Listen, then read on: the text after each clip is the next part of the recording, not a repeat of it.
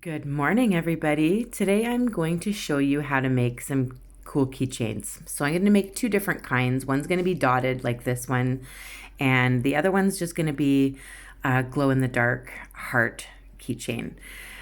So these bezels that I'm showing you, they are not stainless steel, so they will tarnish eventually, but I don't mind using tarnishy ones for keychains.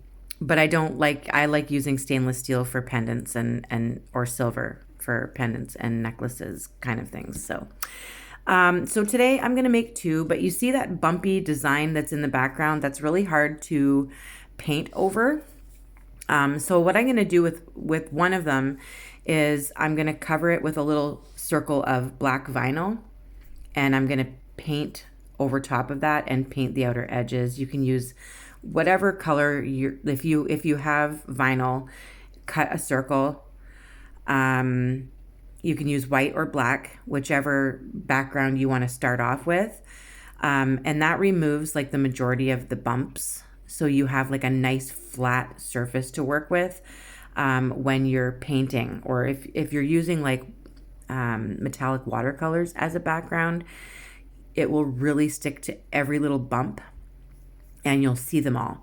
So if you like that design, go for it. Just start with black paint first and then use your metallic watercolors. But if you like a flat surface, I use a little piece of vinyl and then I paint over top of it with black paint. With the other one, we're gonna hide that bumpy design just by using a little bit of glue. You can use glue, you can use what I have at my desk is kind of like a glue, but whatever. You can use whatever glue you have and sprinkle some glitter in there. And that's going to hide that bumpy background. And then you can resin it, and then you can keep that sparkly and then paint something over top, or put like a nail tattoo or something over top. This time I'm going to use a glow-in-the-dark heart that I made myself using a mold and resin and glow-in-the-dark pigment. You'll see that after. We'll take a look at that after a bit longer. Super easy though. It covers up that bumpy background. So I'm just going to put a piece of vinyl here so I don't move my painting out of the camera view, so that you guys aren't missing what I'm doing. So the inside of my bezel is covered in black paint. There's been 2 coats that I sponged on with black paint. I wiped off any that was on the outside of the bezel. And now I'm using like a little nail charm. It's like a little silver flower. And I'm going to use that as my center point for this dotted keychain that we're going to do. This is just going to be simple. You can do whatever design you want.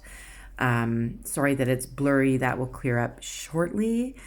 And my little flower, my little silver flower in the center may not be centered, and that's okay. I'm just trying to eye it up and see if it's somewhat centered, and we'll work around it the best we can.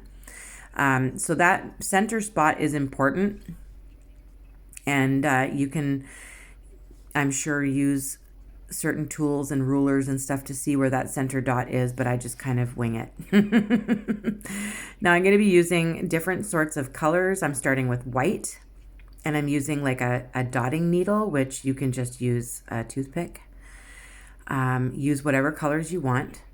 But if you want it to look similar to this, I'll list the colors as well as put them in the description. So this is moon yellow, and I'm using different sizes of dotting tools. You also don't have to use a little silver flower in the center. You can just put a dot there. You can put a crystal there, like a flat back crystal of some sort. Do whatever you want. Just find your center, and then you can work around it. So I made my white dots really tiny, and I'm working with the shape of the flower. So it's a little bit easier for me because there's 5 points that I'm working with, and it kind of keeps everything flowing nicely, right? Now I'm going to use a lime green and my dotting needle again, and I'm just going around walking the dots around those bigger yellow dots hope you guys can see the colors okay on your screen. It kind of looks dull to me through my lighting here. Now I'm back to the white again, and I'm just dotting a bit bigger. I start with a bigger dot at the bottom, and then I walk up the sides. Once again, do what you want. If you are a master at dotting and you can make some really cool designs, you can do whatever you want in this little canvas, this little space. It's a lot of fun. You can do so many different things. I like doing peace signs and like butterflies, but you know, another fun one is dots. Anything dotted, little paw prints with dots around it, or designs like this. So now I'm using a purple. It's like a lavender color. We're going to use a light lavender a little bit later. You can layer on top of all of these colors as well, but just wait until they're completely dry. Now I'm using a light greenish blue called Adrift, and I'm walking the dots around again. Just very simple, very easy. I'm doing 2 rows this time of the same size using my smallest dotting needle. And I've chosen to do more of spring colors, I guess, brighter colors. But by all means, you get to decide what you want to do. You can add crystals after when you seal this with resin. If you're going to use resin to seal it, I always use art resin, but it does take like 10 to 12 hours to dry properly. Cure like enough that you can touch it. But during that time, when it's drying at a specific point, you can add flat back crystals to all your dots, like the bigger dots, and this thing will sparkle and shine like a disco ball. And it looks beautiful on your keychain, as well as making a pendant like this to hang from your necklace. Charms to go on bracelets and stuff. You can do this too. So this isn't just a keychain tutorial. That's a little surprise. You can do this to whatever you want, really. Now I'm using magenta. That's like the darkest color that I've used so far. I did put some orange dots on top of my yellow, and I'm gonna put like a light purple on top of those other purples. I made a mistake, so I wiped it off with a Q-tip, and then I went back with some black paint to fix, make sure that there was no mess there. And I'm just starting over with my magenta dot because I put it in the wrong spot, and that will mess everything up. It'll make it look wonky. So I'm going back in with some white on either side of my magenta.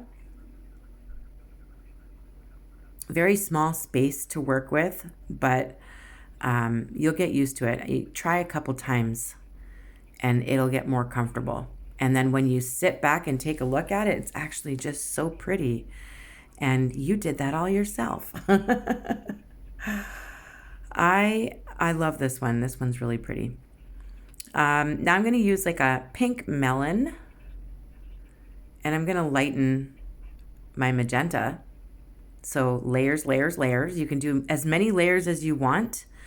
I just make sure to still see the magenta. I still want to see the magenta, but I do want that pink on top of it.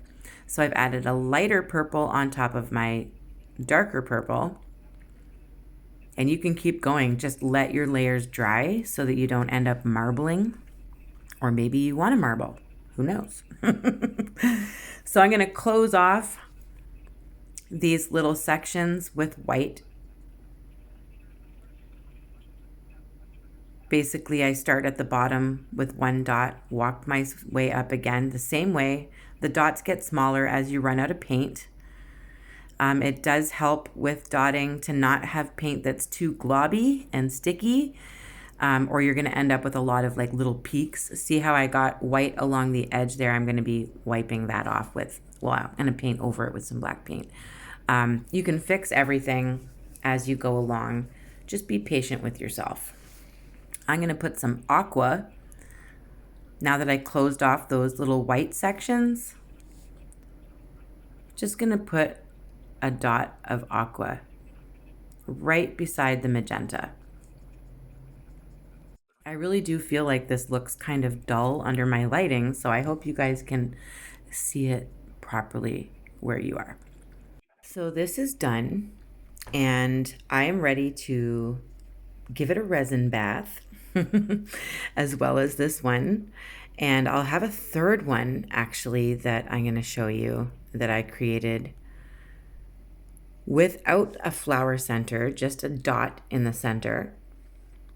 It looks a little different. So you can pause it and probably copy that as well and take a look at that design.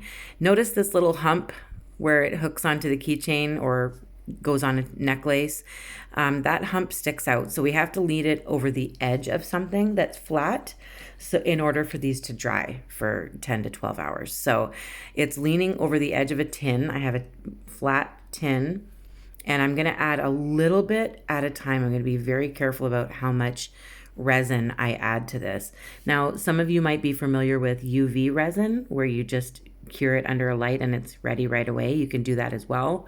That's fun. That's a little bit easier to do when you're just doing a couple of little pendants. I had some rocks that I needed to cover with resin, so I'm using leftover in order to do these. And you just add a little bit at a time. And then I use a little blowtorch that's a kitchen culinary torch.